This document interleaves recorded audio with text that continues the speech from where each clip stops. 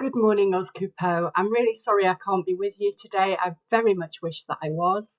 I hope you have a fantastic day talking about all things psychological literacy. Jackie's asked me to talk to you a little bit about psychological literacy in the UK. I'm going to talk about some of the recent developments in the UK, thinking about outcomes for undergraduate psychology in particular. And I'm going to think about the pedagogy and the implications for practice around the ways that we're thinking about psychological literacy. So if you want to get in touch with me after this event, then you can drop me an email. And my email is there on the slides. You can tweet at Julie H. Psych, and you can find my blog site there. And also, I'm going to ask Jackie to share these slides with you. And you'll find that most of the references throughout the presentation are hyperlinked to make it nice and easy for you to just click on them and go to the paper that I'm talking about. So I'm going to talk very briefly about what we mean by psychological literacy and the definition that I've been working to. Then I'm going to talk through what's been happening here in the UK around psychology education. I'm going to talk about some of the implications for teaching, so a concept called pedagogic frailty, and how we can respond to that. I'm going to leave you with a bit of a provocation, so we'll see what you make of that. So what do we mean by psychological literacy? Well, we know from Samantha Newell's paper in 2020 that there are contested definitions and understandings of psychological literacy. I'm not going to go through all the different debates there. You can access Sam's very good paper and find out more. But I'm going to use Jackie Cranny's definition from back in 2012, the general capacity to adaptively and intentionally apply psychology to meet personal, professional and societal needs. I think this implies something about our students and our graduates being able to be quite agile, to respond to changing circumstances, to bring their psychological toolkits, their skills, their knowledge, their understanding, their ethics, their values, to a range of different contexts, and specifically within those three domains. Personal, where we might think about things like mental health and well-being, we might think about self-management, we might talk about a sense of belonging and our interpersonal relationships. Professional, thinking about employability. And in the UK, it's worth noting that around 10 to 15% of our students go into professional psychology careers. So they become registered psychologists with the Health and Care Professions Council or academic psychologists. The other 85-90% go into much more generic careers.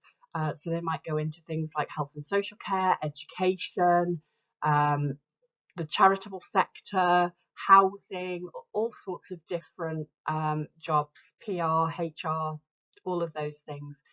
And societal needs. So thinking about the needs of the community, the big global challenges that we're facing at the moment, such as climate change, how we responded to the COVID-19 pandemic, some issues that face our communities and also issues that face us as an international society, where problems such as, for example, the COVID-19 virus crosses international boundaries. It doesn't have any respect for those, and we need to be able to work within a big society around the globe to support each other and look after the health of our planet and humanity. So a brief history then of what's happened with psychological literacy in the UK in the last decade or so, really. So following Diane Halpern's Blueprint book, based in the States, where she was looking at psychological literacy really in a new way for the first time, Annie Trapp got together a group of colleagues, myself included, and we went off to a retreat for a few days to talk about the future of undergraduate psychology. And interestingly, she talked about psychology for the next 5 years, but I think her report is very forward-looking and is still relevant today. In 2013, I was working for what was then the Higher Education Academy, is now Advanced HE, and worked on various reports, including one on employability, which was a guide for departments, which included a section on psychological literacy and applying psychology to that professional domain. An introductory guide to psychological literacy was Carolyn Mayer and Jackie Taylor.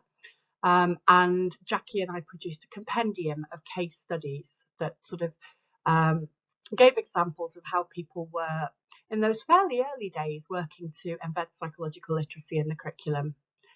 By 2016, psychological literacy was beginning to catch on, and both the QAA subject benchmark, the QAA is the Quality Assurance Agency for Higher Education in the UK, and it sets down the standards for every degree subject, including psychology.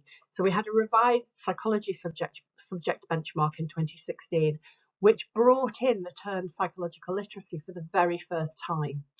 And the British Psychological Society, who publish accreditation criteria so that students can get a BPS accredited degree, which will enable them to pursue postgraduate psychology training to go into the professional areas of psychology, brought that word psychological literacy into their accreditation criteria for the very first time in 2016. Now, uptake of psychological literacy as a concept has been a little bit patchy since then.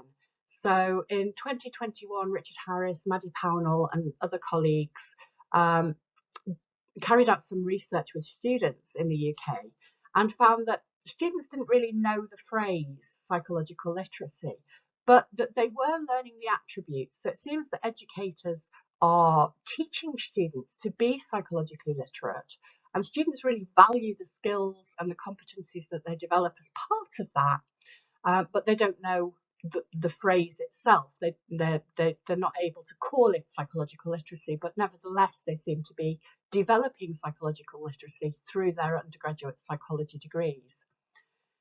In 2023, the QAA will publish a new psychology subject benchmark. It's not out yet, but they released a draft version for consultation, and it should be out within the next couple of months, I think, so probably June 2023. The draft version that they circulated for consultation has a really strong emphasis on psychological literacy. So where it was mentioned perhaps once in the previous subject benchmark, it's now there at least half a dozen times. So psychological literacy is becoming, in the UK, a key outcome, if not the outcome, for all psychology graduates who study at undergraduate level. So the new benchmark statement is quite a significant change from the old one. It includes a new structure, and it comprehensively reviews the curriculum, the subject content, the knowledge that students will learn about, and ideas around course design. And there are three main cross-cutting strands within the new benchmark around equality, diversity and inclusion, education for sustainable development, and employability, entrepreneurship and enterprise education. And to me, this really tackles some of those big issues that we think about when we think about psychological literacy, of being able to apply psychology to those personal, professional and community or societal domains. So within the subject benchmark, there's emphasis around that personal domain where students need to learn about mental health and well-being. They need to learn about self-awareness and reflection. There's a requirement for them to learn about accessibility and for us to deliver psychology in an accessible way, to think about inclusion and belonging. And we know that having a strong sense of belonging during your studies also increases your chances of academic success within your institution. Professionally, that focus on employability and entrepreneurship, being able to think innovatively and in applied ways, in ways that are relevant to careers, whether they be within psychology or non-psychology. Students are supposed to get work experience of one sort or another. It could be a full placement, or it could be learning within the classroom that draws on employer perspectives, for example. And so employer engagement is a key feature of the new subject benchmark. And societal domain. So community psychology for the first time gets introduced to the subject benchmark as a core area that students should learn about. So thinking about things like Indigenous psychology, working with marginalised communities, action research methodologies, things like that. So that the voices of those we research are present within the research and they are actively engaged in the research rather than being the subjects of research. Decolonial perspectives come through really strongly in the new subject benchmark, and students not only should be experiencing a decolonised curriculum, but should be raising their own cultural competence and their own awareness of the bias that is taught within traditional psychology. Each of the sustainable development goals is considered, and the 17 goals are actually linked from within the subject benchmark. So thinking about things like poverty, education, gender equality, all those different issues that are covered by the UN sustainability goals, and structural inequality. So seeing the individual as situated within society, not simply operating on an individual basis. So I think this is really important, and it addresses Boyer's vision of what higher education is for. So Boyer in 1990 said that the aim of education is not only to prepare students for productive careers, but also to enable them to live lives of dignity and purpose. I think that's related to the psychology of the self, applying psychology within the domain of the self.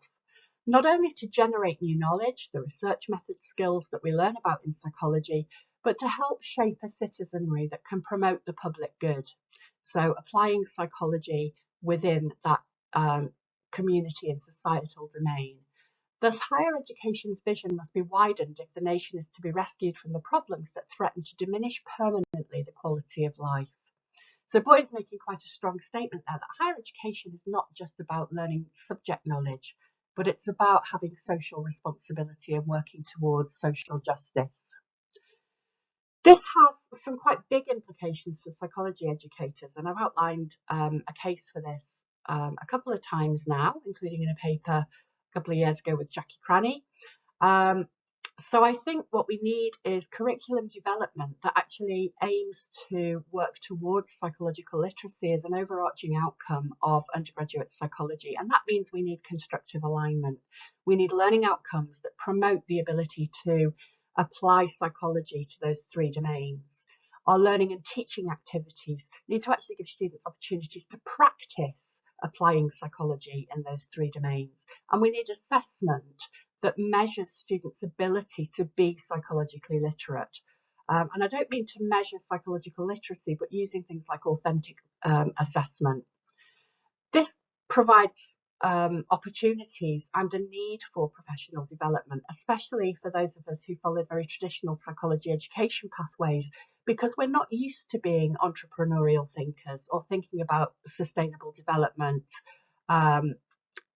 or, decolonial psychology. We've been brought up in a very colonial path. And we also need to role model that psychological literacy in our practice with students. And that means we need to demonstrate our own ethics, our own values. We need to be self-aware. We need to be inclusive. We need to be culturally competent. And that's quite a challenge. So my little image there is of someone looking a little bit scared because it feels like there's a bit of a mountain to climb here. However, I have published some work with Naomi Winston at the University of Surrey, and we've talked about the fact that actually there are ways to overcome the fear of innovation and the fear of change, that we can draw on evidence-based approaches to innovation, so drawing on the pedagogic literature and the scholarship of teaching and learning literature, evaluating what we're doing, drawing on our networks, both formal and informal, to find out what works and what doesn't. So sharing practice, being scientist educators.